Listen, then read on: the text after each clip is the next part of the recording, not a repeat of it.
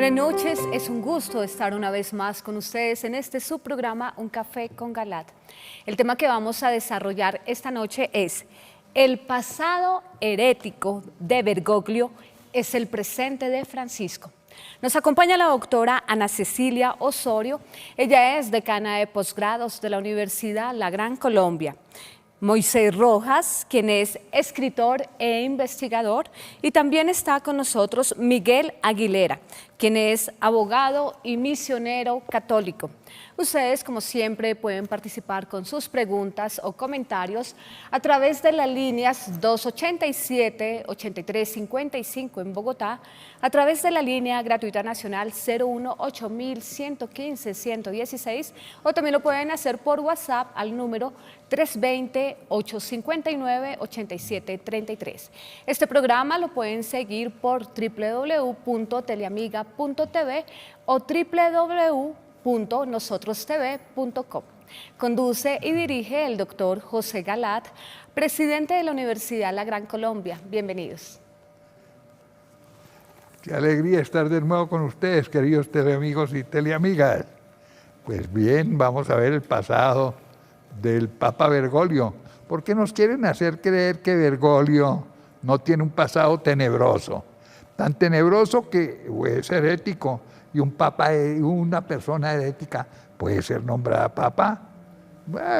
Miremos los argumentos y los hechos, porque son hechos, y son hechos documentados, probados y comprobados. Probados y comprobados. Bueno, no les digo más y vamos a verlos.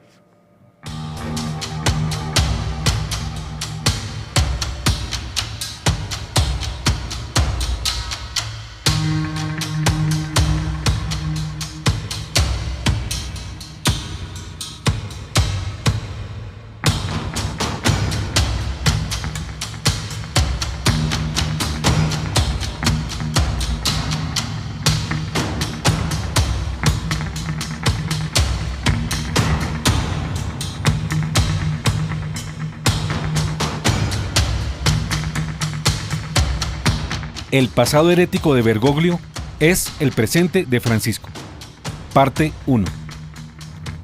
Frente al pecado cometido, es inútil, además de perverso, volver sobre el pasado para mirar los errores superados, pues derrotados, estos acontecimientos ya no cuentan más. En cambio, sí es útil volver sobre lo que ha sido ayer y sigue siendo hoy, porque el hoy se alumbra con el ayer si el pasado aún persiste. El pecado es el pecado, pero si el pecado sigue todavía en el presente, si se prolonga en el aquí y en el ahora, entonces ese sí hay que considerarlo en toda su significación. En unos el pecado ya es, pero superado se convirtió en un cadáver, en algo que no existe, porque fue eliminado, bien por la confesión y el arrepentimiento, o además por la corrección y la enmienda. Pero en otros el pecado continúa intacto, se repite monótonamente, porque se confirma y crece. Y este es el caso del Papa Francisco, frente a sus posturas heréticas del pasado como obispo y cardenal, que hoy magnifica y confirma con sus enseñanzas y errores doctrinales como pretendido Papa. Por ello es necesario mirar hacia atrás, para conocer cuán grande es el pasado de herejías del obispo, luego cardenal Jorge Bergoglio, hoy Papa Francisco, y cómo estas herejías no solo persisten, sino que han aumentado en su conciencia actualmente. Dios nos guarde de sacrificar el buen porvenir por el pasado, cuando el errado ayer persiste. Dios nos libre a todos los católicos de no llamar las cosas por su nombre, de no encarar la realidad, en aras de un malentendido sentido de unidad y de fallida obediencia, callando ante la debacle que representa que un hereje de siempre esté hoy al frente de la Iglesia Católica, buscando confirmarla en la herejía. Queridos teleamigos de toda Colombia y del mundo, antes de presentarles nuestro tema, hay que decir que ustedes saben bien que era necesario que pasara toda esta agua debajo del puente, agua negra y putrefacta de la apostasía que ha surcado el puente que es la Iglesia Católica, antes de afirmar, contra viento y marea, lo que ya sostenemos desde aquí, que el obispo argentino Jorge Mario Bergoglio Sívori nacido en Buenos Aires, Argentina, el 17 de diciembre de 1936, hijo de inmigrantes italianos, 11º arzobispo de Buenos Aires, hoy llamado Papa Francisco, es un falso papa. Pero no solamente es esto, ya que solo el tiempo podía desenmascararlo. Solo su actuar y los hechos podían mostrar su verdadero rostro y sus reales planes, como ya ha acontecido, cuando hemos podido ver su desempeño pontificio, en el cual es más que evidente su ilegitimidad y farsa. Ilegitimidad de origen y de oficio, por la forma en que fue nombrado y por su nefasta labor como papa, y farsa por ponerse al frente de la Iglesia Católica con el fin de destruirla, no de custodiarla, ubicándose descarada y retadoramente en contra de la palabra de Dios, de todos los papas anteriores y de las enseñanzas de fe y moral, transmitidas desde siempre por la única Iglesia fundada por Cristo, con el propósito de seducir al mundo y atraerlo así a su causa, traicionando y buscando prostituir a la Iglesia Católica, al condescender en todo con el espíritu del mundo y pretender negar los privilegios de Dios que solo pueden ser dables desde su propia Iglesia. Para nosotros y para millones de personas en el mundo, gracias a Dios, es claro ya que Jorge Mario Bergoglio Sívori es el falso profeta o falso papa, pero también es la segunda bestia profetizada en el libro del Apocalipsis, ver Apocalipsis 13, 11 a 18, que con su obrar viene preparando el camino para la aparición del anticristo. Ese líder mundial, también anunciado por el mismo libro, ver Apocalipsis 13, 1 a 10, señalado como la primera bestia que viene a instaurar un nuevo orden mundial, en contra de Dios y de su sistema terreno, para imponer un nuevo orden y conseguir que la humanidad entera finalmente adore al dragón, quien es Satanás, su amo y señor. El clérigo hereje que fue nombrado papa. Recordemos las dos razones principalísimas, ampliamente difundidas por nosotros en nuestros programas, que demuestran que Jorge Bergoglio no es el papa de la Iglesia Católica: su origen y su ejercicio.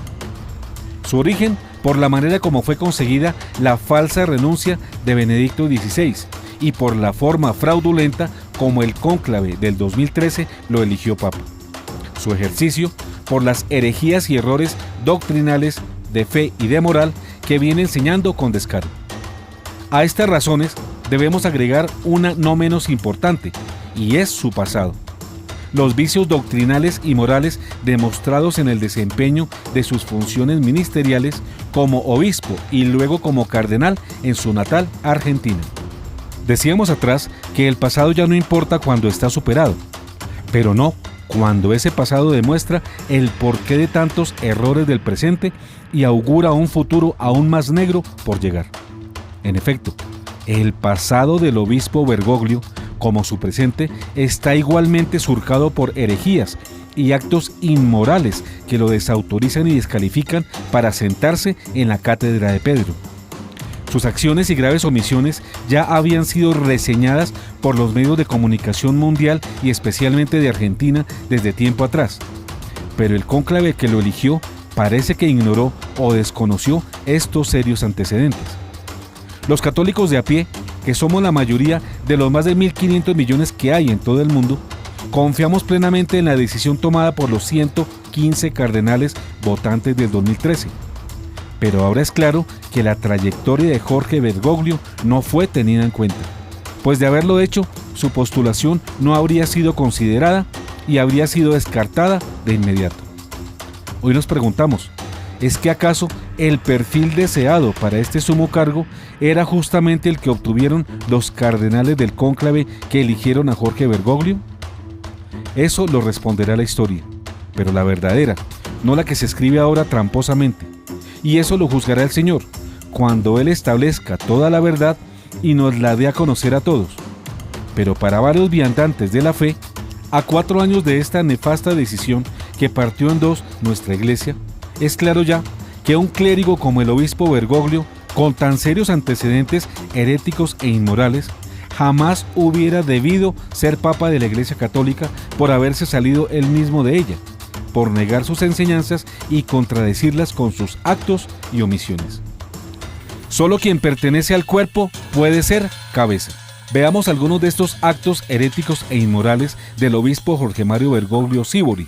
Pero antes, conozcamos lo que dicen algunos padres de la Iglesia sobre la inhabilidad que tiene un clérigo o un fiel para ser papa si en el pasado se ha alejado de la fe por la herejía o la tibieza moral en el ejercicio de sus funciones, como es el caso del padre Bergoglio, ya que cualquier cristiano que se manifieste hereje deja de serlo y deja de pertenecer a la Iglesia.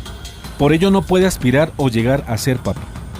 Recordemos una vez más lo que el santo doctor y cardenal de la Iglesia, San Roberto Bellarmino, enseñó en su obra Opera Omnia y su libro De Romano Pontífice, 230.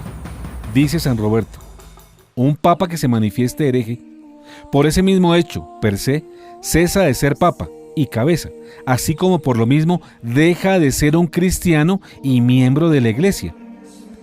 Por tanto, él puede ser juzgado y castigado por la Iglesia. Esta es la enseñanza de todos los padres antiguos, que enseñaban que los herejes manifiestos pierden inmediatamente toda jurisdicción. Hagamos un énfasis en la segunda aseveración del santo Bellarmino: quien se manifieste hereje deja de ser un cristiano y miembro de la Iglesia. Sigamos con su enseñanza contenida en el mismo libro de Romano Pontífice 230. Este principio es de lo más cierto. El que no es cristiano no puede de ninguna manera ser papa, como Cayetano lo dijo. La razón por esto es que no puede ser cabeza de lo que no es miembro. Ahora, quien no es cristiano no es miembro de la Iglesia, y quien se manifieste hereje no es un cristiano, como claramente se enseña por San Cipriano, San Atanasio, San Agustín, San Jerónimo, entre otros. Por lo tanto, el hereje manifiesto no puede ser papa. Por obvio que parezca, es dogma de obligatoria adhesión creer que un hereje está por fuera de la Iglesia Católica. Así lo enseñaron San Atanasio, San Agustín, San Jerónimo y otros santos, padres, doctores y papas de la Iglesia. Por ejemplo, el Papa Eugenio IV, en el Concilio de Florencia, en su documento Cantate Domino 1441, que dice: la Santa Iglesia Romana cree firmemente, profesa y enseña que aquellos que no están en el seno de la Iglesia Católica, no solamente los paganos, sino también los judíos o herejes y cismáticos, jamás compartirán la vida eterna e irán irremediablemente al fuego eterno preparado para el diablo y sus ángeles, a no ser que se hayan unido a la Iglesia antes de morir. El Papa Pío XII, en su documento Mystici Corporis Christi, número 23, del 29 de junio de 1943, afirma: puesto que no todos los pecados, aunque graves, separan por su misma naturaleza al hombre del cuerpo de la Iglesia, como lo hacen el cisma, la herejía o la apostasía. El Papa León XIII, en Satis Cognitum, número 9, del 29 de junio de 1896, tal ha sido constantemente la costumbre de la Iglesia, apoyada por el juicio unánime de los santos padres, que siempre han mirado como excluido de la comunión católica y fuera de la Iglesia a cualquiera que se separe en lo más mínimo de la doctrina enseñada por el magisterio auténtico. Un hereje no puede ser papa, porque el que se pone fuera de la Iglesia no puede ser cabeza de lo que no es miembro. El Papa León XIII, en Satis Cognitum número 15, del 29 de julio de 1896, enseña: nadie, pues, puede tener parte en la autoridad si no está unido a Pedro, pues sería absurdo pretender que un hombre excluido de la Iglesia tuviese autoridad en la Iglesia. Herejías del padre Bergoglio. ¡Ay, por Dios! ¿Cómo lo llamo? ¿Monseñor? No, su santidad, preguntó la recepcionista de la Arquidiócesis de Buenos Aires cuando el nuevo Papa argentino llamó por teléfono, recientemente nombrado Papa de todos los católicos del mundo, a lo cual Francisco respondió: por favor, llámame Padre Bergoglio. No hagamos por el momento disquisiciones sobre si esta expresión de Francisco es una auténtica o estudiada manifestación de humildad, pues sobre ello hablaremos más adelante. Así fue conocido por muchos años el padre Bergoglio, antes de ser obispo y luego cardenal, en su meteórico ascenso del presbiterado al cardenalato en tan solo 6 años, y más tarde por obtener la segunda votación en el cónclave que eligió a Benedicto XVI en el 2005, y convertirse así, o por ello, en el máximo jerarca de la Iglesia argentina por 6 años. Pero varias son las herejías y errores contra la fe y la moral que sostuvo el obispo Bergoglio en su largo ministerio episcopal, que inicia en 1992, hace 25 años. Miremos algunos ejemplos. Un obispo masón. Fungiendo como arzobispo de Buenos Aires, en julio de 1999, Monseñor Jorge Bergoglio es aceptado como miembro honorario del Club de Rotarios de Buenos Aires. De este club, en todo el mundo, son conocidas sus características masónicas y su relación con la masonería internacional. El Rotary Club es conocido como el hermano menor de la masonería, y también por ser, para varios masones, un filtro y primer paso o paso iniciático a la inscripción a la secta masónica. Su carácter secular, ateo, anticlerical y anticatólico busca enseñar una moral sin dogmas y promover una unidad por encima de los credos y la religión, en aras de una verdadera religión laica, libre de dogmas, que busca esencialmente la fraternidad. El obispo de Palencia, España, ya desde 1928 hace estas advertencias sobre el Rotary Club. En los titulados club rotarios no pueden estar los buenos católicos. El rotarismo quiere ser una institución moral y moralizadora, que se propone influir en la vida de individuos, familias y pueblos, prescindiendo en absoluto, como asociación, de toda idea religiosa y de toda suerte de relaciones con Dios y con Jesucristo, nuestro Redentor. Recordemos aquí las muestras de apoyo y alegría mostradas por organizaciones masónicas de gran poder como la Logia Vina y Bird o la Gran Logia de Argentina, una vez fue nombrado Papa Francisco. Luego, la Gran Logia de Oriente Italiana expresa también su apoyo a la gestión que muestra Francisco al inicio de su papado. Obispo promotor del paganismo. Promotor del indiferentismo religioso y del paganismo, el obispo Bergoglio promueve entre sus sacerdotes bonaerenses cultos paganos de corte espiritista, como el culto al Gauchito Gil, por medio de los sacerdotes villeros, encabezados por el padre Pepe Di Paola. Esta devoción pagana es practicada en la Cárcova, zona deprimida de Buenos Aires, con el apoyo del obispo Jorge Bergoglio, de quien dice el padre Di Paola: cuando le comenté a Bergoglio sobre la devoción al Gauchito Gil, me dijo: dale para adelante. Confiesa el padre, quien asevera que el que reza frente a la imagen del gaucho es un católico. Hoy, juntos, devotos del gaucho Antonio Gil, de la Villa 21, que nos visitan, y de la Villa de Cárcova, hacemos el homenaje aquí en esta cancha conocida como Cimet, que es la cancha del barrio de Cárcova. La hermana hizo una linda canción al gaucho Antonio Gil que tiene que ver con nuestro lugar. En muchas ermitas. Así que bueno, le damos un aplauso al Padre Toto, a quien invitamos especialmente para que celebre esta Santa Misa y le dé bautismo, comunión y confirmación a algunos hermanos nuestros. La paz y el amor de Dios esté con todos ustedes. Y con tu espíritu.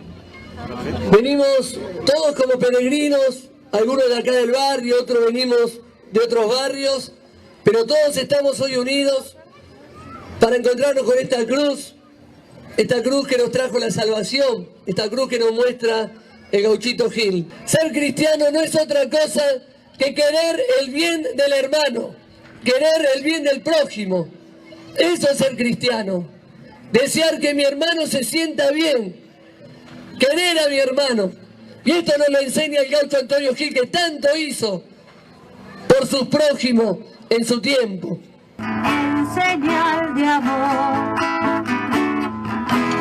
Que el Señor esté con ustedes Y con tu espíritu. que descienda sobre todo la alegría y la bendición de Dios Padre, Hijo y Espíritu Santo. Amén. Hemos compartido esta misa, seguimos esta fiesta en homenaje al gaucho Antonio Gil. Nos vamos a ir en paz. obispo promotor del judaísmo. De igual modo, en diciembre de 2012, el cardenal Bergoglio, arzobispo de Buenos Aires, celebra la fiesta judía del Hanukkah, al lado de rabinos judíos y sacerdotes del culto africano Umbanda Ifa, para pedir por la paz en el Medio Oriente. El invitado de honor fue el cardenal Bergoglio, presidente de la Conferencia Episcopal Argentina hasta el 2011 y fuerte candidato al papado.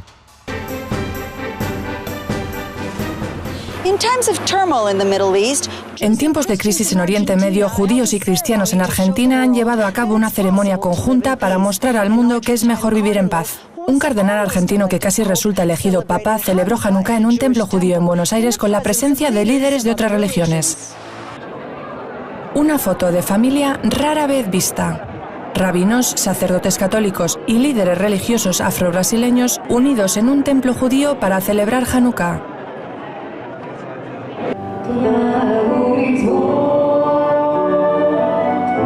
Juntos oraron por la libertad religiosa y la tolerancia en el mundo, algunos de ellos cantando en hebreo, otros en silencio, pero todos pidiendo por la paz en sus oraciones. Argentina es un crisol de culturas. Nuestra religión, Ifá, proviene de Nigeria, pero los africanos y los judíos tenemos mucho en común. Nuestro pueblo también fue perseguido a lo largo de la historia. El invitado de honor a esta ceremonia religiosa no fue otro que el cardenal José María Bergoglio. El arzobispo de Buenos Aires fue el segundo candidato más votado para suceder al Papa Juan Pablo II en 2005. Y entonces dijo Dios: hágase la luz. El arzobispo habló de la santa luz que brilla para toda la humanidad por igual y encendió una vela. Diciembre es un mes especialmente festivo en Buenos Aires, ya que los cristianos y los judíos celebran unos la Navidad y otros Hanukkah. Obispo promotor del falso ecumenismo. Aleluya. Pueden tomar sus asientos, hermanos y hermanas. Es para nosotros una honra, un lujo, un privilegio tener todo el día acompañándonos con su presencia, con su ánimo, con su fe, al cardenal Jorge Bergoglio, arzobispo de la ciudad de Buenos Aires.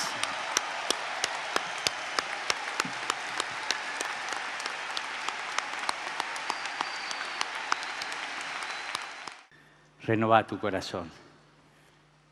No fabriques dificultades. No te enredes en la piedra. Él te está esperando en la Galilea del primer encuentro. Dejate encontrar por Él, porque está vivo. Y si está vivo, es capaz de cambiarte la vida. ¿Creemos en esto? ¿Creemos en esto? Bendito sea Dios.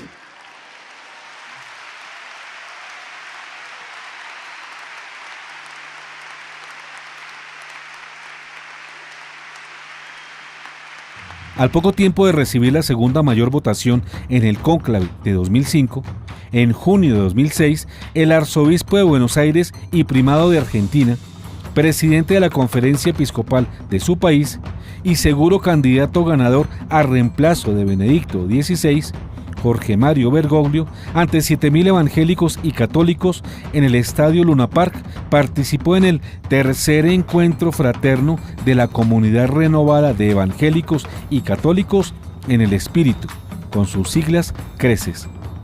Con la participación de una veintena de pastores evangélicos y sacerdotes católicos, el primado de Argentina recibió de rodillas la imposición de manos y la bendición de los oradores y los organizadores del encuentro, entre quienes se hallaban el padre Raniero Cantalamessa, predicador de la Casa Pontificia, el pastor Giovanni Traetino, obispo de la Iglesia Evangélica de la Reconciliación en Italia, y Matteo Calisi, presidente de la Fraternidad Católica de Asociaciones y Comunidades Carismáticas de Alianza de Derecho Pontificio.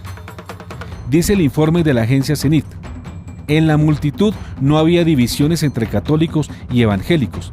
Todos se sentaron juntos y compartieron como hermanos las alabanzas y las predicaciones.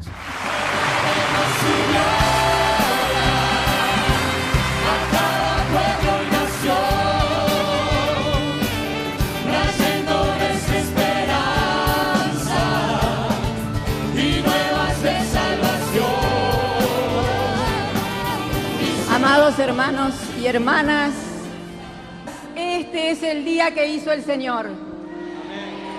Hay alegría y gozo en el cielo. El gran maestro es Cristo, el buen pastor es Jesús, el Hijo de Dios y el gran yo soy, el agua que sacia mi sed. Gracias por este camino que andamos juntos y simplemente les pido que recen por mí. Vamos a orar por el arzobispo y lo bendecimos, Padre, en tu nombre, Señor. Lo cubrimos, Padre, lo cubrimos. Ponemos cobertura sobre él en el nombre de Jesús. Señor, en este último tiempo, él se ha levantado aquí en Argentina, ha sido levantado por ti como una de las voces proféticas para nuestra nación. En el nombre de Jesús, y el pueblo de Dios lo bendice, pronunciamos bien sobre él.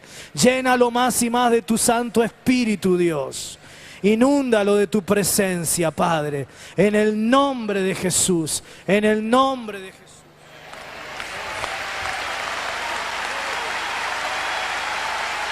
De católicos y evangélicos nos hemos reunido en el Estadio Luna Park de Buenos Aires para celebrar la presencia viva de nuestro Dios.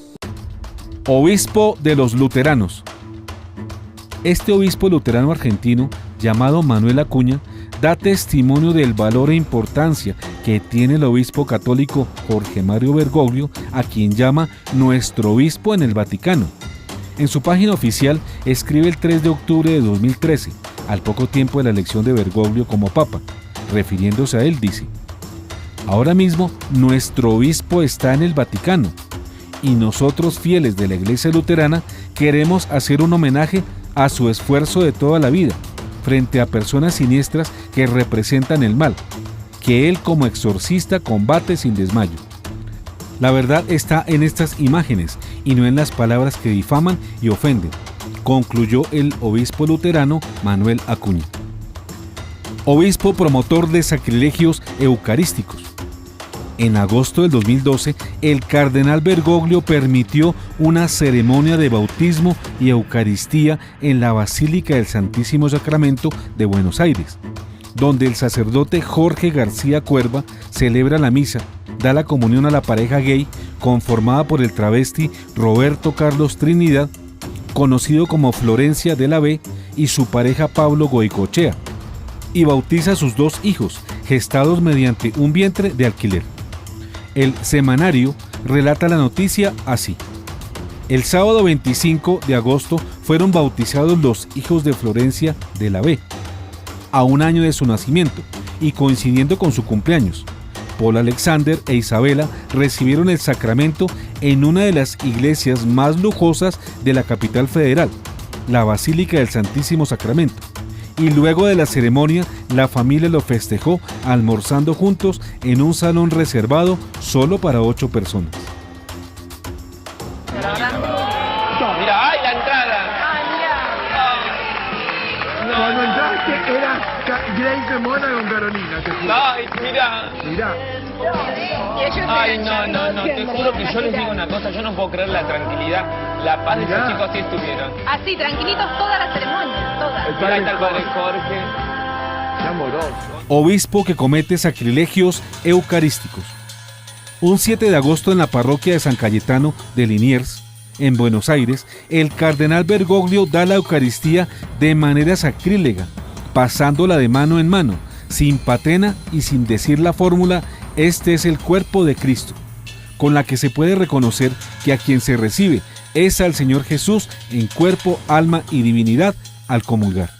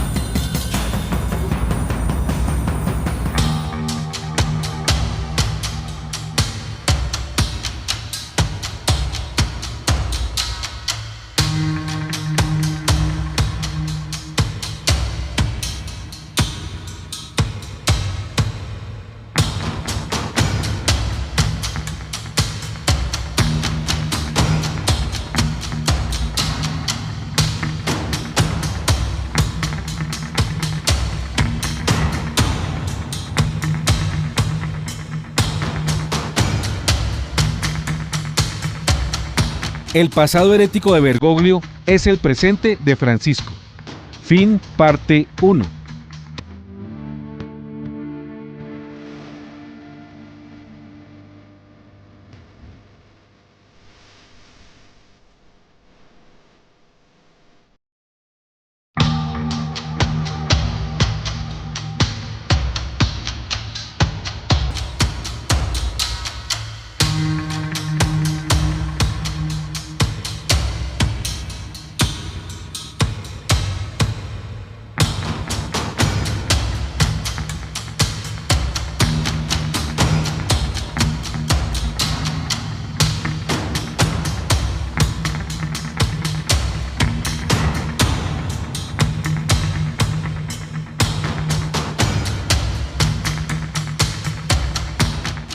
El pasado herético de Bergoglio es el presente de Francisco, parte 2.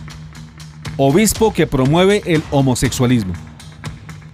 El obispo Bergoglio apoya y alienta el homosexualismo desde siempre. El 23 de septiembre de 2015, el Papa Francisco se encuentra con su antiguo alumno Yayo Grassi y su pareja gay, en su visita en Washington, Estados Unidos. El activista pro-gay Yayo Grassi, alumno de psicología de Bergoglio desde su juventud, dice de Bergoglio que ha sido su mentor, que le debe a él su pensamiento abierto y progresista, y habla de cómo había traído hacia adelante el pensamiento más abierto y progresivo de mi vida, a través de su educación. En entrevista a La Nación, dice Grassi: cuando la ley del matrimonio homosexual se estaba discutiendo en el Senado en la Argentina, yo había leído en el internet que el entonces cardenal Bergoglio estaba en contra de ella y que él había dicho cosas realmente dolorosas y llenas de odio sobre la aprobación de la ley. Así que le escribí una carta bastante extensa. El cardenal Bergoglio respondió a la carta de Grassi. En ella pidió perdón a causa del daño que sentía. Su antiguo estudiante agregó: créeme, nunca dije ninguna de esas cosas. La prensa recogió 2 cartas que le envié a las monjas pidiéndoles que no dieran ninguna opinión sobre esto, y estaban distorsionadas y las pusieron como si fuesen mis palabras. En una parte de esta entrevista de Grassi, hecha por BBC Mundo, sobre el mismo incidente, el medio señala: pero si hay un mensaje del Papa que le resuena a Grassi, fue cuando le mandó un email en el que le hablaba del matrimonio entre personas del mismo sexo. Lo que te puedo garantizar es que no hay lugar para la homofobia en mi trabajo, afirmó Bergoglio entonces. Esto nos recuerda cómo poco después de elegido Papa, en vuelo de regreso de Río de Janeiro, Francisco dijo también: si una persona es gay y busca a Dios y tiene buena voluntad, ¿quién soy yo para juzgarla? Y esto como si el sacerdote y Papa no tuviera el derecho y el deber de juzgar situaciones contrarias a la moral, o como si no hubiera podido agregar a su declaración omisiva: hijos míos, yo no puedo juzgar a los homosexuales, pero tampoco puedo dejar de advertirles que la relación sexual entre personas del mismo sexo es una gran afrenta contra Dios, que la califica de abominación contra él. Obispo pro agenda gay. El doble discurso pro-gay del cardenal Bergoglio es denunciado por el periodista y escritor Ernesto Temenbaum en la Argentina. El 30 de julio de 2013, Temenbaum obtiene una entrevista radial al periodista gay y activista pro-agenda LGBT Bruno Bimbi sobre Jorge Bergoglio, el Papa Francisco y los homosexuales. En la entrevista, el argentino Bruno Bimbi relata cómo, para defender su posición política, Bergoglio ataca públicamente el avance de la agenda gay, mientras que en privado se excusa de hacerlo con los agentes de esa agenda, entre quienes se encuentran el periodista Bimbi. Y esto porque se ve presionado por su homólogo argentino, el obispo Héctor Aguer. Yo siempre pensé que Bergoglio, conociendo su historia, es un tipo que puede ser el Papa que cambie la Iglesia o puede ser el Papa que la deje como está, digamos, ¿no? Depende de lo que más él sienta que le convenga a su trayectoria política. Yo recuerdo muy bien durante el debate del matrimonio igualitario, cuando él, por un lado, públicamente convocaba a la Guerra Santa y decía que se trataba de un proyecto del demonio para destruir la creación de Dios en la tierra, y mandaba a los obispos a apretar a los senadores, a amenazarlos y chantajearlos con que les iban a hacer campañas en contra de la provincia, en sus provincias, y las escuelas católicas en varias provincias llevaban a chicos de escuelas primarias con carteles que decían no al matrimonio gay y les pedían como deber de casa que juntaran firmas de sus padres en contra de la ley, y si no las llevaban al otro día llamaban a la casa y les decían que no les podían renovar la beca a los pibes si no firmaban la carta contra el matrimonio igualitario. Digo, y mientras todo esto pasaba y mientras la Iglesia ejercía esta campaña tan fuerte contra la ley, Bergoglio se comunicaba por teléfono con nosotros y nos decía que en realidad él no pensaba eso. ¿Eso hacía? Claro. Y decía que en realidad estaba presionado por Monseñor Aguer, que era su rival dentro de la interna de la Iglesia, que Aguer lo acusaba de tener una posición blanda, y que él había tenido que salir con esa carta hablando de la guerra de Dios por la interna que tenía con Aguer, porque Aguer lo estaba presionando. Un peronista clásico. Es el primer papa peronista, digo. Entonces yo tomo con pinzas las declaraciones de Bergoglio, conociendo un poco su historia. Si en cada iglesia en la Argentina, cada parroquia, hay una discusión sobre cómo tratar a los homosexuales, y un sector que es tolerante, que es abierto, que no es discriminatorio, y un sector que es homofóbico, clerical en el viejo estilo, jodido, esta frase del Papa de ayer le da argumentos a los moderados, a los tipos normales.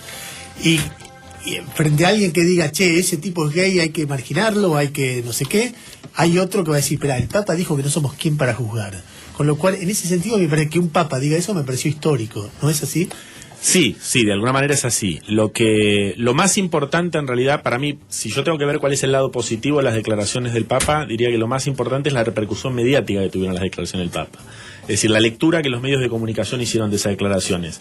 En este otro documento se entrevista a la religiosa argentina Sor Lucía Caram y se le pregunta sobre la apertura de Francisco ante el llamado matrimonio igualitario entre personas del mismo sexo, que se casan, adoptan hijos, los bautizan y pretenden vivir una vida conforme a las reglas de la Iglesia Católica. La religiosa da testimonio de cómo el cardenal Bergoglio bautizó él mismo a hijos de parejas del mismo sexo. Sor Lucía, precisamente estamos hablando de todos estos asuntos. Hoy es un día histórico en su tierra, en Argentina, porque hoy 2 mujeres lesbianas han bautizado, por el rito católico, estamos viendo en las imágenes, al hijo de ambas. Es el primer bautismo católico del hijo de una pareja de lesbianas. ¿Está cambiando la Iglesia Católica en este sentido? ¿La llegada de Francisco está suponiendo un auténtico revulsivo? Yo creo que el Papa Francisco, este es el primer caso que se hace así público, que Monseñor Niáñez, el obispo de Córdoba, de quien soy muy amiga, quiso además explicarlo. El Papa Francisco, cuando era arzobispo de Buenos Aires, él mismo había bautizado ya a hijos de parejas del mismo sexo. También él, en una de sus primeras alocuciones, dijo que era una práctica muy común negar el bautismo a hijos de madres solteras, por ejemplo, o hijos de parejas que estaban divorciados, porque se consideraba que estaban en pecado y que tenían que educar en la fe y transmitir la fe, y quien estaba en esta situación no podía. Entonces, el Papa Francisco llama la atención y dice que quiénes somos nosotros para condenar y para expulsar de la comunión a la que estamos todos llamados. Yo creo que la Iglesia ha tenido en este momento un cambio de actitud. Empezamos a normalizarnos y a respetarnos como personas. Obispo pro sacerdotes casados. En este reporte de Gloria TV, el cardenal Bergoglio sugiere la ordenación de hombres casados y aboga porque los obispos sean corajudos y lo soliciten. En su artículo muestra la foto de la feminista radical y católica llamada Clelia Luro, quien se casó con el obispo Jerónimo Podestá, y según Gloria TV fueron muy buenos amigos del cardenal Jorge Bergoglio hasta que ambos murieron. Al respecto, de Tablet escribe que Francisco dice que los hombres casados podrían ser ordenados si los obispos del mundo están de acuerdo y lo piden ellos mismos. Porque ese es un asunto que él, Francisco, no puede manejar solo desde Roma y se requiere la participación decidida del obispado mundial. Esto a raíz de la solicitud que hiciera el obispo Erwin Kröckler de Xingu, Brasil. En este mismo sentido, en abril de 2014, donde pidió que Francisco considerara el sacerdocio para los viri probati, u hombres casados probados. Obispo bifronte que apoya el aborto y el uso del condón.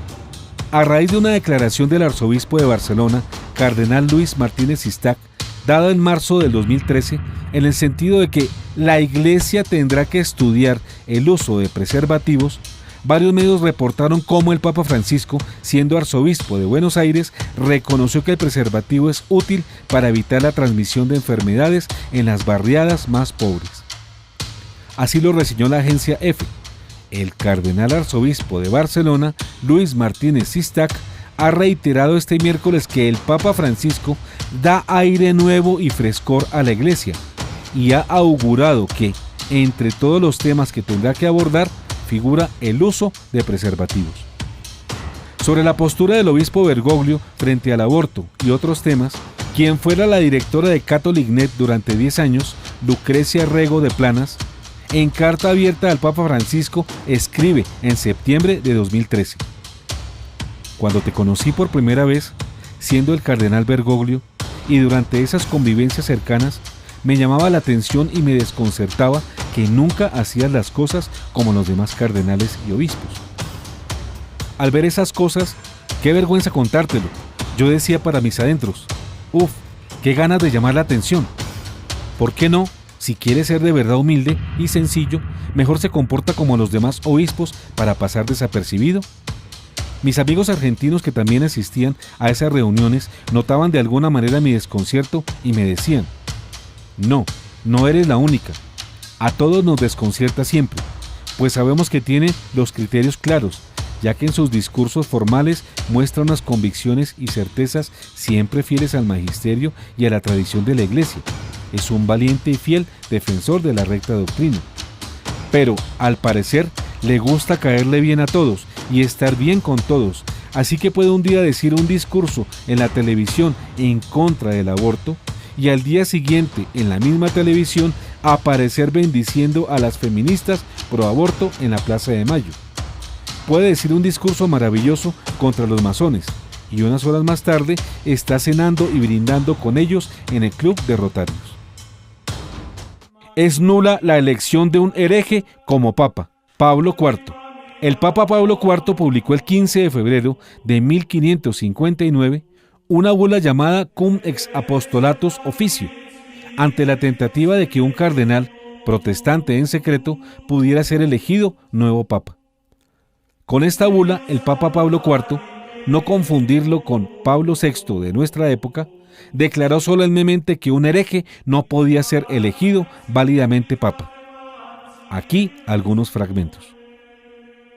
Dado que donde surge un peligro mayor, allí más decidida debe ser la providencia para impedir que falsos profetas y otros personajes que detentan jurisdicciones seculares no tiendan lamentables lazos a las almas simples y arrastren consigo hasta la perdición innumerables pueblos confiados a su cuidado y a su gobierno en las cosas espirituales o en las temporales, y para que no acontezca algún día que veamos en el lugar santo la abominación de la desolación, predicha por el profeta Daniel, con la ayuda de Dios para nuestro empeño pastoral, no sea que parezcamos perros mudos ni mercenarios, o dañados los malos vinicultores, anhelamos capturar las zorras que tientan desolar la viña del Señor y rechazar los lobos lejos del rebaño.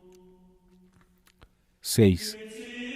Agregamos, por nuestra Constitución, que debe seguir siendo válida en perpetuidad, nos promulgamos, determinamos, decretamos y definimos que si en algún tiempo aconteciese que un obispo, incluso en función de arzobispo, o de patriarca, o primado, o un cardenal, incluso en función de legado, o electo pontífice romano, que antes de su promoción al cardenalato o asunción al pontificado se hubiese desviado de la fe católica o hubiese caído en herejía, o la hubiese suscitado o cometido la promoción o la asunción, incluso si ésta hubiera ocurrido con el acuerdo unánime de todos los cardenales, es nula, inválida y sin ningún efecto. Y de ningún modo puede considerarse que tal situación haya adquirido validez, por aceptación del cargo o por su consagración, o por la subsiguiente posesión o cuasiposición de gobierno y administración, o por la misma entronización o adoración del pontífice romano, o por la obediencia que todos le hayan prestado, cualquiera sea el tiempo transcurrido después de los supuestos antedichos. Tal asunción no será tenida por legítima en ninguna de sus partes. Los que así hubiesen sido promovidos y hubiesen asumido sus funciones, por esa misma razón y sin necesidad de hacer ninguna declaración ulterior, están privados de toda dignidad, lugar, honor, título, autoridad, función y poder. 10.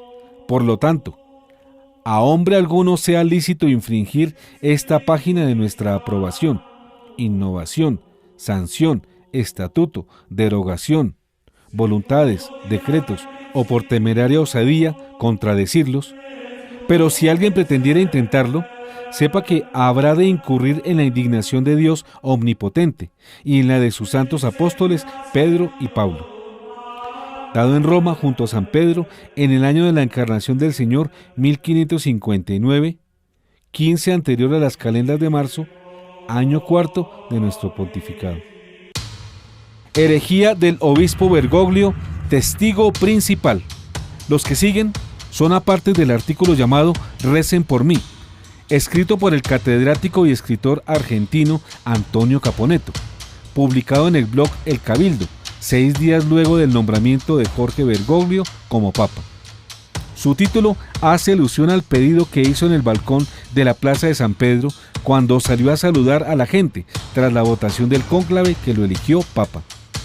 El artículo inicia explicando que fue escrito por el pedido de mucha gente sabedora del conocimiento profundo y detallado de su autor sobre la labor eclesiástica del obispo Jorge Bergoglio.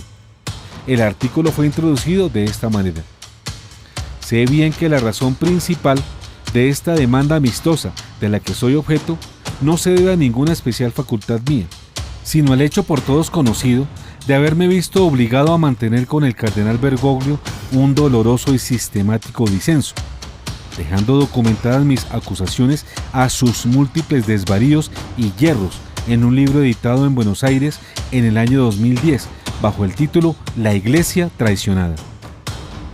El doctor Antonio Caponetto nació en Buenos Aires, Argentina, el 29 de septiembre de 1951. Es profesor de Historia con estudios del Magisterio Eclesiástico, becario e investigador científico de CONICET. Ha enseñado en todos los niveles de la docencia, en establecimientos oficiales y privados, religiosos y militares, en cátedras de Historia de la Cultura, Política, Sociología, Antropología Filosófica y Doctrina Social de la Iglesia.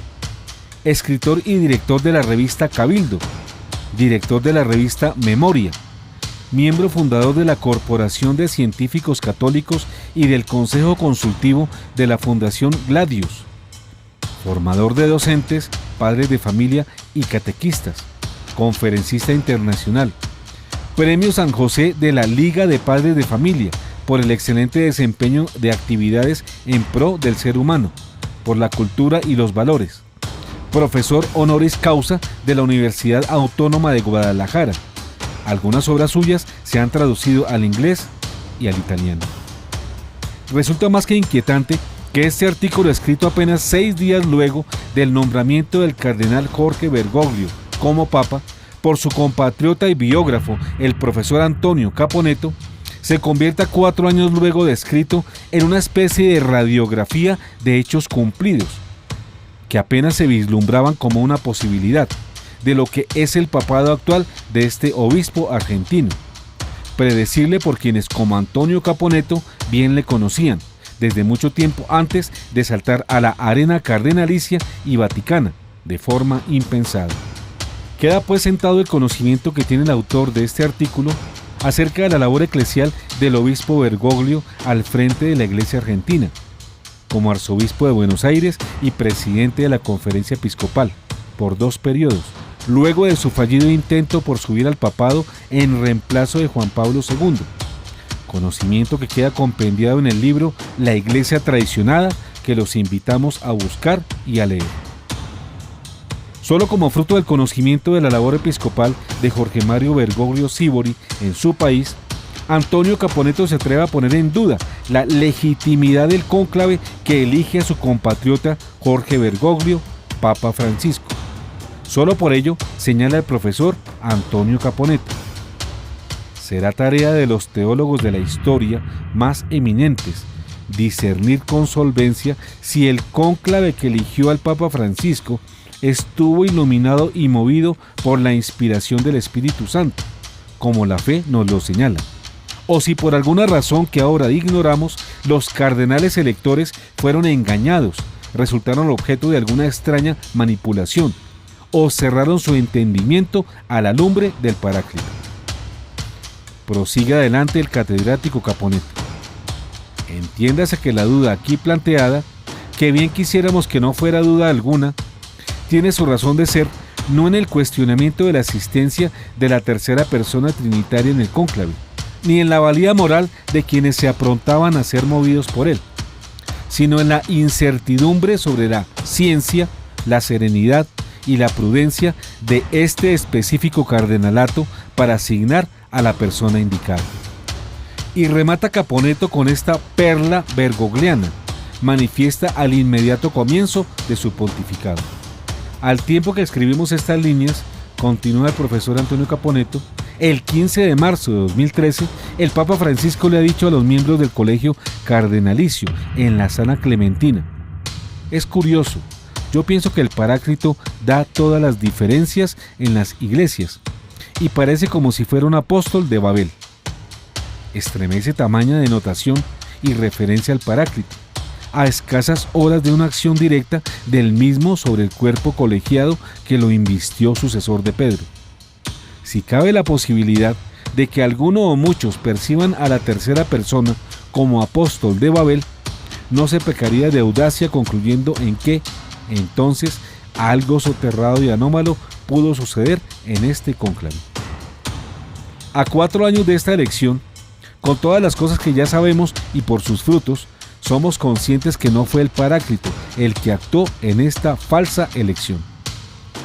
Enemigo de la tradición católica y la ortodoxia, promotor de la herejía judeocristiana, así califica Caponetto al cardenal Bergoglio, a quien conoce muy bien, desde su reciente nombramiento como sucesor del Papa Benedicto XVI, tras 20 años de seguir de cerca su carrera eclesiástica y de denunciar con valor y probidad sus grandes yerros. Sigue el profesor. Haga lo que hiciere a partir de este momento el Papa Francisco, y esperamos que todo lo santo y sabio sepa hacer, es imposible omitir e ignorar que el hombre que acaba de llegar a la silla petrina arrastra concretos, abultados y probadísimos antecedentes que los indican como un enemigo de la tradición católica, un propulsor obsesivo de la herejía judeocristiana, un perseguidor de la ortodoxia y un adherente activo a todas las formas de sincretismo, irenismo y pseudoecumenismo, crecidas al calor de la llamada mentalidad posconciliar. Confirman estos antecedentes el recuerdo que hace don Antonio de la manifestación festiva de logias masónicas, sinagogas judías, teólogos modernistas y liberacionistas, de buen augurio ante el nombramiento de este jerarca católico argentino, tan cercano a todos ellos desde tiempo atrás, como la logia masónica Bina y Bir o el Templo Mayor de la Masonería Argentina, como los ministros del culto judío que lo llaman mi rabino, o como el apóstata Hans Küng o el hereje filomarxista Leonardo Boff, muy complacidos por su nombramiento. El profesor Caponetto, frente a lo que será el pontificado de su compatriota episcopo, invoca la aparición de un milagro que permita sacar agua de las piedras, al decir: si, como bien se ha repetido en estos días, el cardenal Bergoglio ha muerto para dar paso al vicario de Cristo, llamado escuetamente Francisco, si Dios opera el milagro tantas veces mentado de sacar agua de las piedras y de convertir una vez más en la historia a Mastai Ferretti en el insigne Pío IX, si el Señor sabe escribir derecho con renglones torcidos, pues todo esto lo creemos, esperamos y rogamos, sin ceder a tentaciones extremosas ni a posturas eclesiológicas extravagantes. Todo esto lo pedimos con fe inquebrantable, puesto que el milagro y el misterio están en la vida misma de la barca. Además relaciona Caponetto este supuesto pontificado a lo descrito en Apocalipsis 13, 11 a 18, sobre la aparición de la segunda bestia que sale del mar y que recibe el poder de la primera, para conseguir que se adore a esta. También lo ubica en Zacarías 11:5, que anuncia la aparición de un gran impostor que aparece con la mansedumbre de un cordero. Lo señala de esta manera. Pero también es católico leer el libro del Apocalipsis, y en el capítulo 13 se describe a dos fieras, del mar la una, de la tierra la otra, que a su turno y desde ámbitos distintos, aunque complementarios, coadyuvan al triunfo del anticristo. Contestes están los hermeneutas y citamos por lo pronto a Stravinger, quien a su vez remite a los padres en que esta fiera terrena tiene mucha semejanza con el pastor insensato del que habla Zacarías 11:15, en que podría tratarse de un gran impostor que aparece con la mansedumbre de un cordero, en que no sería otra cosa al fin más que un falso profeta al servicio de la bestia. El título principal de este libro, no lo conozco, es una de las afamadas e incómodas respuestas mediante las cuales, según coinciden los cuatro evangelistas, el apóstol San Pedro negó a nuestro Señor en el ocaso del día que lo apresaron. Está aplicado a Jorge Mario Bergoglio, devenido en Francisco cuando se iniciaba el año 2013. Creemos que 4 años de escandaloso ejercicio del poder petrino es un tiempo suficiente como para calificarlo de este modo, con justicia y sin vacilaciones. En efecto, Bergoglio es un desconocedor y un negador de Cristo y de su Iglesia. Bergoglio desconoce en la práctica y en el ejercicio diario de su misión, con intenciones que no juzgamos, quién es el Señor de la gloria y quién es el autor de la vida. Casi para finalizar, el profesor Caponetto dice: quienes quieran confiar en la conversión del cardenal Bergoglio y consecuentemente en la rehabilitación de la esposa tan maltrecha hoy, nos encontrarán entre los suplicantes confiados y firmes. Es más, si como es deseable y previsible, tal conversión se probara por los frutos, nos encontrarán entonces al servicio incondicional y gozoso de Francisco. Pero si los frutos trajeran la desgarradora noticia contraria, no habremos dejado de ser católicos por recordar la profecía joánica y obrar en consecuencia, resistiendo al mal desde el pequeño rebaño. Sobre la ya famosa humildad falsa del Papa Francisco, escribe Caponetto en su artículo, a los pocos días de su elección. Lo primero que debería hacer un hombre auténticamente humilde es impedir que el mundo entero cantara loas a su humildad, o por lo menos protestar que tales encomios violentan su carácter. Calzar por humildad zapatos ordinarios de calle, cuando hasta ayer se usaron otros, en consonancia con los colores litúrgicos y la dignidad del divino peregrino a quien esos pies representan en la tierra, es ofender o al menos poner en duda, precisamente por contraste, la humildad de quien hasta hace instantes calzó de este modo. Hasta aquí el profesor Antonio Caponetto. Retomemos en este punto la carta de la exdirectora de CatholicNet durante 10 años, Lucrecia Rego de Planas, en su carta abierta al Papa Francisco, escrita en el 2013, acerca de la falsa humildad de Francisco.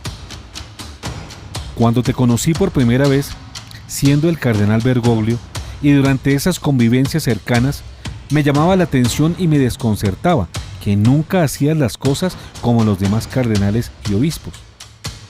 Por poner algunos ejemplos, eras el único entre ellos que no hacía la genuflexión frente al sagrario, ni durante la consagración.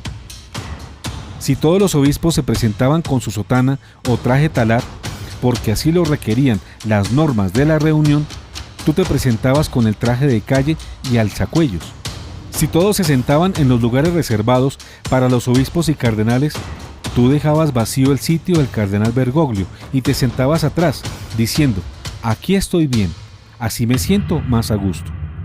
Si los demás llegaban en un coche correspondiente a la dignidad de un obispo, tú llegabas más tarde que los demás, ajetreado y presuroso, contando en voz alta tus encuentros en el transporte público que habías elegido para llegar a la reunión.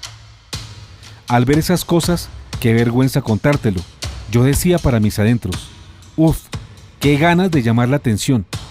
¿Por qué no, si quiere ser de verdad humilde y sencillo, mejor se comporta como los demás obispos para no pasar desapercibido? Hasta aquí Lucrecia regó de Planas. Hemos visto algunos de los antecedentes de Francisco cuando era obispo y cardenal de Buenos Aires, sus decires y sus actuaciones, como podemos comprenderlo con tantos testigos que de ello dan fe. No son nada tranquilizadores. En efecto, nos muestran una línea de continuidad que va de Buenos Aires a Roma, pues el hoy de Francisco es en cierto modo el mismo ayer de Bergoglio. Por ejemplo, sus actitudes frente a los gays y su comportamiento frente a ellos muestran una línea permanente y constante, la sodomización sin reproches tanto en el mundo como en la iglesia. Frente a la masonería con sus hermanos rotarios, ¿cómo olvidar el saludo masón con que se apareció en el balcón de San Pedro recién fue nombrado papa? ¿Y cómo ignorar también a Fátima y la celebración con liturgia enteramente masónica celebrada por él el pasado 13 de mayo? Frente a los judíos, que son nuestros hermanos mayores en la fe, ciertamente, porque con ellos compartimos el Antiguo Testamento, sin embargo no podemos olvidar que ellos rechazan a Cristo y esperan todavía la llegada del Mesías, lo cual nos impediría revisar las muestras de una comunión prematura. Y frente a las sectas protestantes del comportamiento del obispo en Buenos Aires, arrodillado bajo los pies de los pastores evangélicos, no solo hace prematura la unión con ellos, sino peor aún, se constituye en un acto de falso ecumenismo que causa perplejidad y asombro.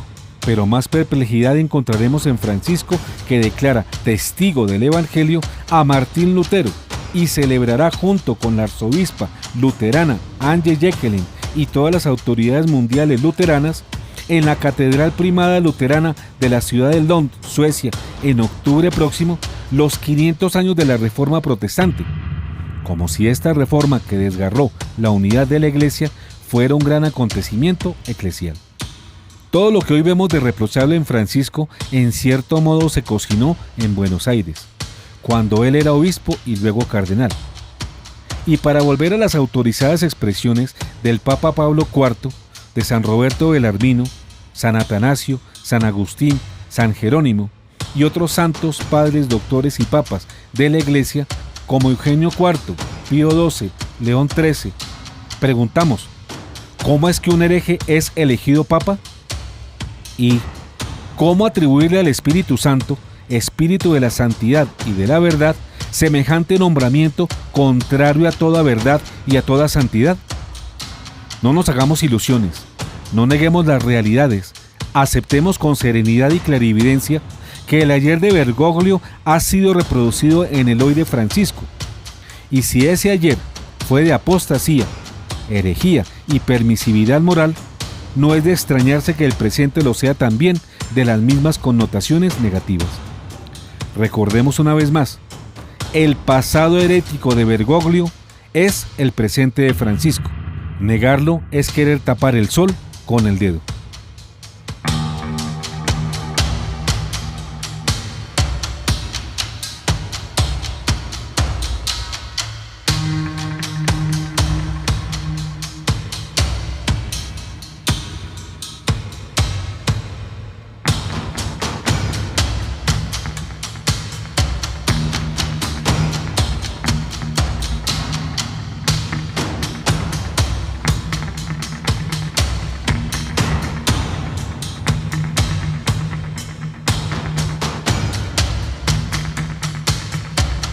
El pasado herético de Bergoglio es el presente de Francisco. Fin.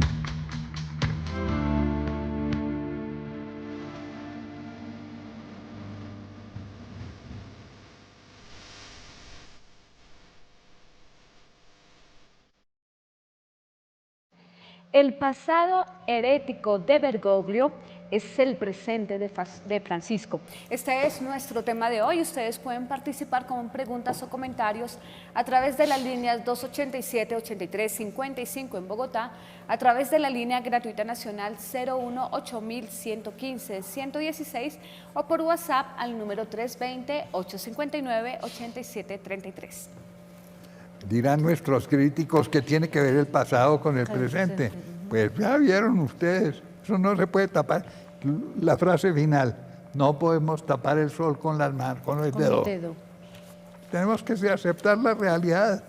Hay un pasado siniestro en el Papa, en Bergoglio, pasado siniestro que se proyecta en su presente y que explica las herejías que he estado diciendo continuamente. Pero le vamos a dar la palabra aquí a nuestros invitados. Moisés. Gracias, doctor. Tiene la palabra. Yo quiero comenzar con una frase de San Juan Crisóstomo, ese que en su época fue llamado Boca de Oro por sus excelentes homilías. Dice, yo no miro con aversión al hereje, sino a la herejía. Al error es el que aborrezco y no al hombre que yerra. Supuesto que procuro sacarle de su error. No declaro yo la guerra a la criatura, que es obra de Dios, sino el trabajo por sanar un alma que el demonio ha corrompido. Esto es lo que pasa con los herejes. Están tomando del demonio. Ahí no hay otra explicación.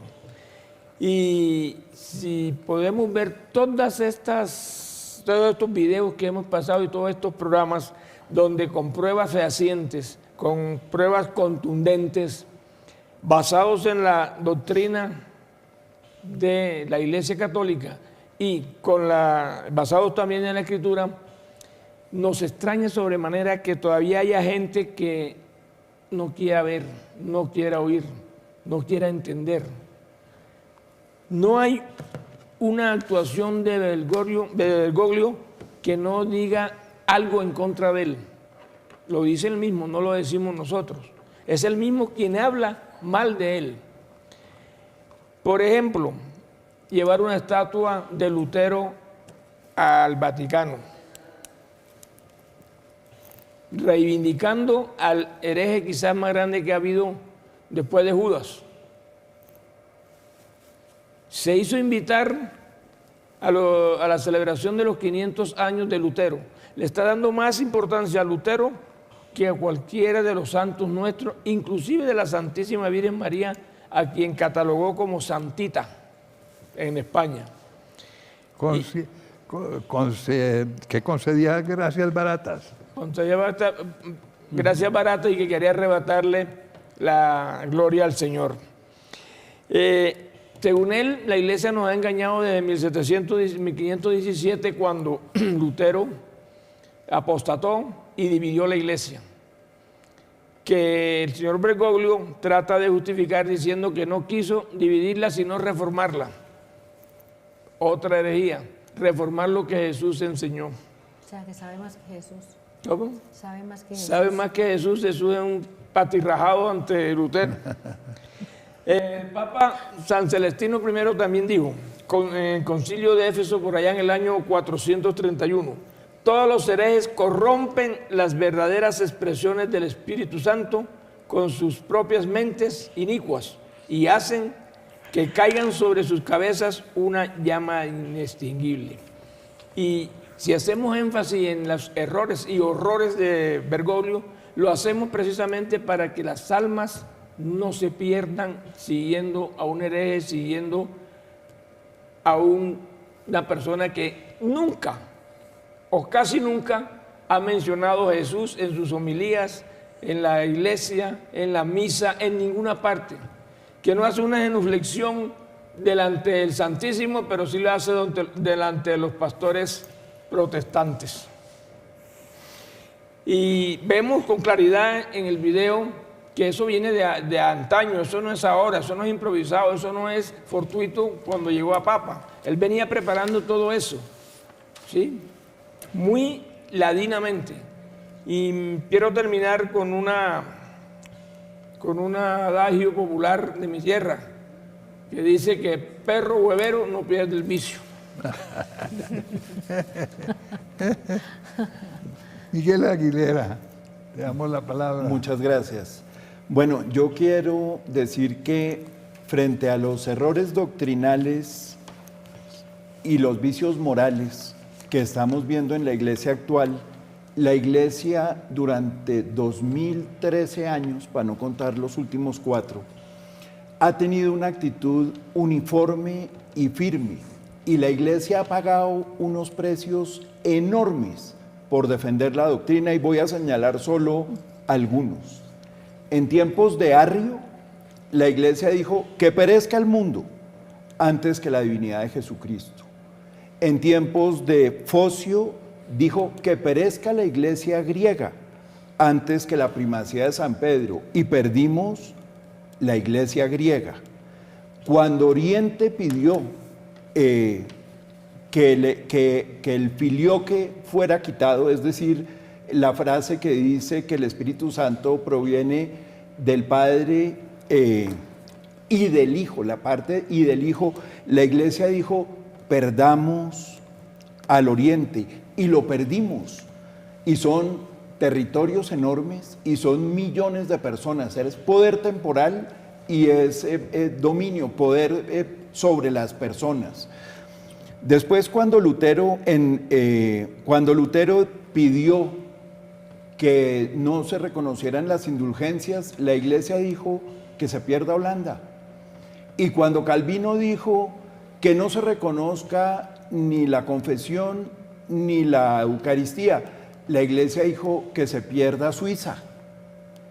Y cuando Enrique VIII dijo, hombre, rompan la integridad del matrimonio porque es que necesito volverme a casar, la iglesia dijo que se pierda Inglaterra.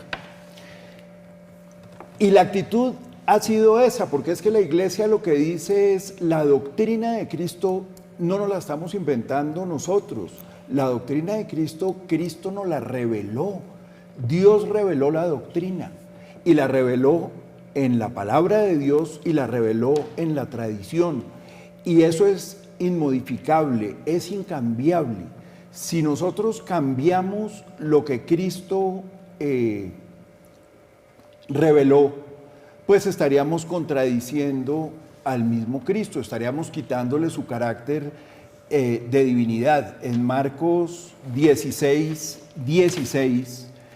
Cristo dice, el que dice, le dice, hablándole a los apóstoles, les dijo, id al mundo entero y predicar el evangelio a toda criatura.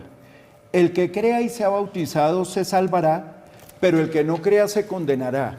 O sea que Dios no le puede decir a unas personas, salgan y prediquen esto, que está sometido, es sujeto de revisión, esto lo pueden ir mirando a lo largo del tiempo y lo pueden ir cambiando, porque es que pues yo revelé una cosa, pero pues a medida que yo siga pensando voy a revelar más cosas. No, Dios es inmutable, reveló esto y no lo podemos tocar. Así como nos lo dejó, lo mantenemos. Y ahora, en los últimos tiempos, 3 a 4 años, estamos cambiando la doctrina y estamos alterando lo que Jesucristo nos reveló.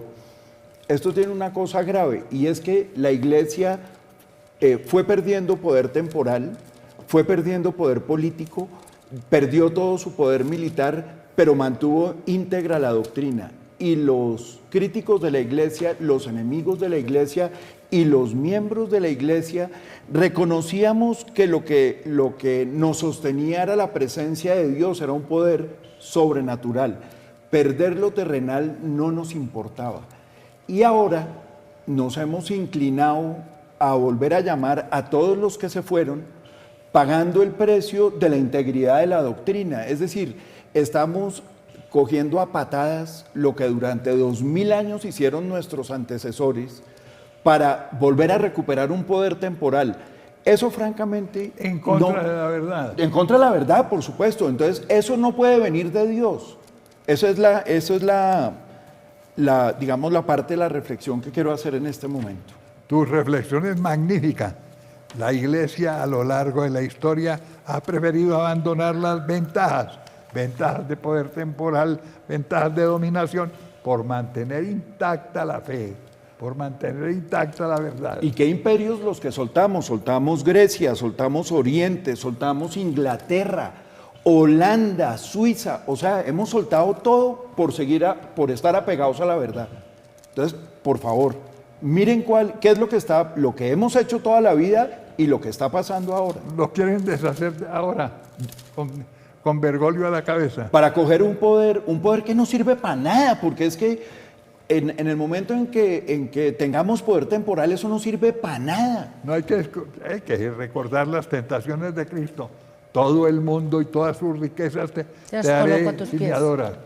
Tal cual. Es eso. Cristo rechazó esa tentación, que está siendo aceptada ahora por los de arriba. Correcto. Pero tienes la palabra, doctora. Bueno, siempre hemos escuchado una frase que dice: el que olvida la historia está condenado a repetirla. Y qué bien que nos cuenten la historia del Papa, porque podemos realmente hacernos una imagen de quién es el Papa y qué hacía antes de llegar a ocupar este cargo tan importante. Es terrible porque no nos están diciendo que él está haciendo esto nuevo, sino que ya ha venido haciendo unos actos que escandalizan a la gente, y en la palabra dice el Señor que hay de aquellos que escandalizan, porque tendrán que dar cuenta o tendremos que dar cuenta en nuestro momento, y son muchas las personas que en su momento, con los actos y con lo que Francisco hizo en su momento como obispo y como miembro importante en su país, dejó a la gente, digamos, estupefacta. Y lo más triste es que él no hacía o no hizo esto a puerta cerrada o con 2 o 3 personas, sino que lo hizo a la luz pública, es decir, que todos lo vieran, que todos supieran, y fue mostrando poco a poco qué es lo que él piensa y hacia dónde va dirigido todo su pensamiento. Muy triste y muy lamentable, porque no se tuvo en cuenta su historia para el momento de la elección.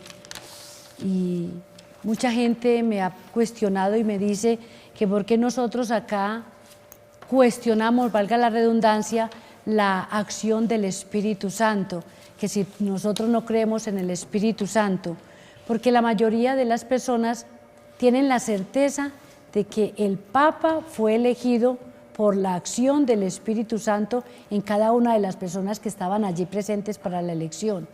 Pero es que no dejaron que el Espíritu Santo actuara.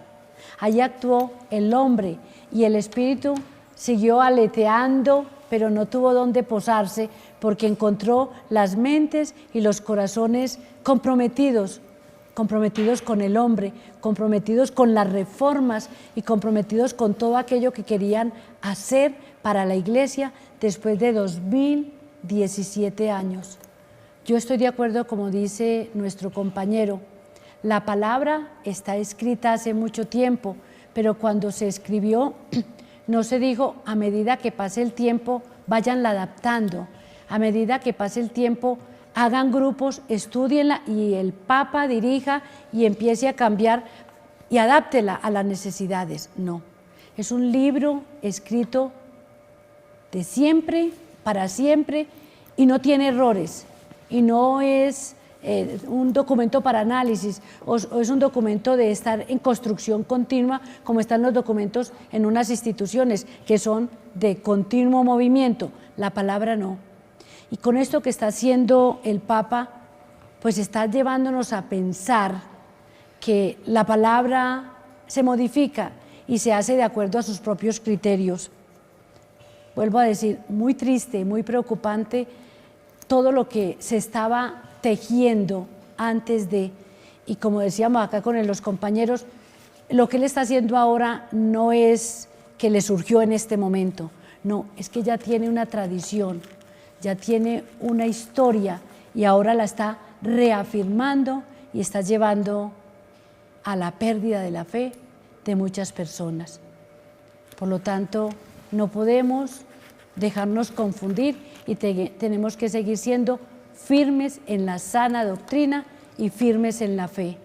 Que los nubarrones, que los vientos, que pasen muchas cosas, pero que siempre quedemos firmes con la fe, firmes en que amamos y seguimos a Dios.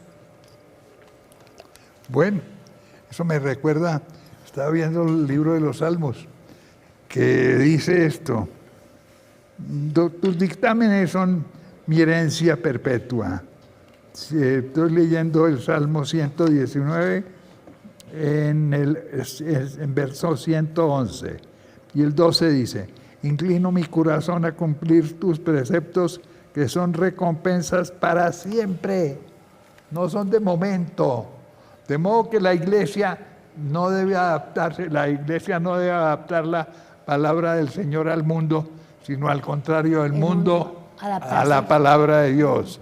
Eso es lo recto, porque la palabra de Dios fue dada de una vez para siempre y es inmodificable.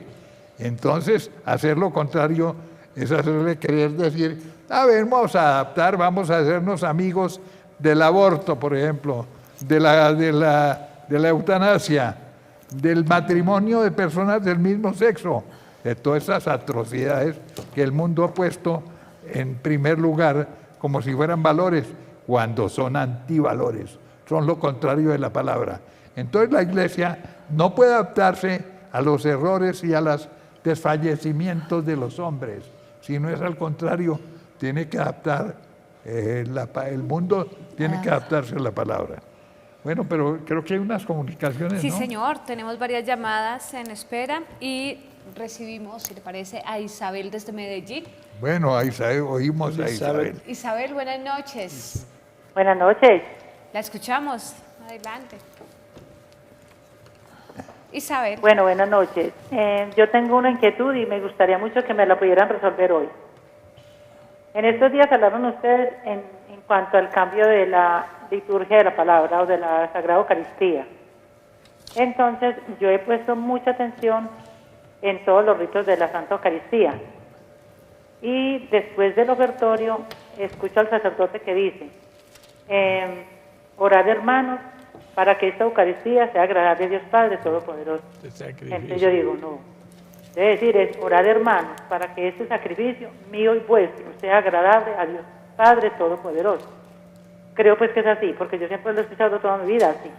Entonces, reflexioné, bueno, y busqué en YouTube partes de la Sagrada Liturgia, como se debe decir, todo, tratando pues de informarme. Y entonces ya hablé con el sacerdote y le hice pues la anotación. Entonces él me dijo, no, pero es que yo siempre digo así. Yo le dije, padre, pero es que no es porque usted diga así, sino que es un sacrificio incruento. La Eucaristía es un sacrificio incruento. Cuando fue en la pasión real del momento que mataron al Señor, era un sacrificio cruento porque hubo sangre. Pero en este momento es incruento y es la renovación siempre de ese sacrificio. Y usted debe decir, es este sacrificio mío y vuestro, usted está haciendo que esta Eucaristía. Entonces él se me cerró y me decía, no, pero es que siempre se puede decir así. Yo le dije, no, pero hasta donde yo tengo entendido, no se puede decir Eucaristía, sino este sacrificio. Entonces me gustaría que ustedes me aclaren si realmente se puede decir de las dos formas o me está engañando. Doctor, la señora Isabel está preocupada porque en la Eucaristía el sacerdote en el momento del ofertorio no habla de sacrificio mío y vuestro, sino que habla de orad, hermanos, para que esta Eucaristía. Entonces dice que si puede, ella dice que le expliquemos si puede decir Eucaristía en vez de sacrificio. Pues mi opinión es que debe ser sacrificio mío y vuestro. Es la palabra, porque es el santo sacrificio de la misa, no les olvide. ¿Sacrificio de quién? De Jesús, que actualiza su sacrificio. No es que lo repita, porque no lo repite. Y que el sacerdote le dice que eso es lo mismo. El sacerdote, porque ella se acercó al sacerdote a decirle. ¿En dónde ocurrió eso? Eso debió haber sido en Medellín. Es en Medellín pues llamada. Esa es una Eucaristía falsa. Si él no hizo el sacrificio. Ella tiene toda la razón. Tiene toda la razón. Bueno, ¿qué más hay? Tenemos a Enrique desde Cúcuta. ¿Qué dice Enrique Cúcuta? Enrique, buenas noches. Buenas noches. Sí, lo escuchamos, Enrique. Mire, para que estoy en un canal WTN donde un padre dijo que este canal Telamisa era un canal amarillista que solo buscar audiencia y confundir a las demás personas. Que el Papa sí ha hecho cosas, pero es para llevar el Evangelio de una manera más moderna. Pero entonces el Papa no es un hereje, sino que ustedes están haciendo amarillismo, inventando cosas contra el Papa. Quizá que me aclaren eso. Dice que nosotros somos los herejes, estamos siendo amarillistas y estamos hablando en contra del Papa. Cuando el Papa dice, por ejemplo, todos se salvan, ¿quién es el hereje, Enrique?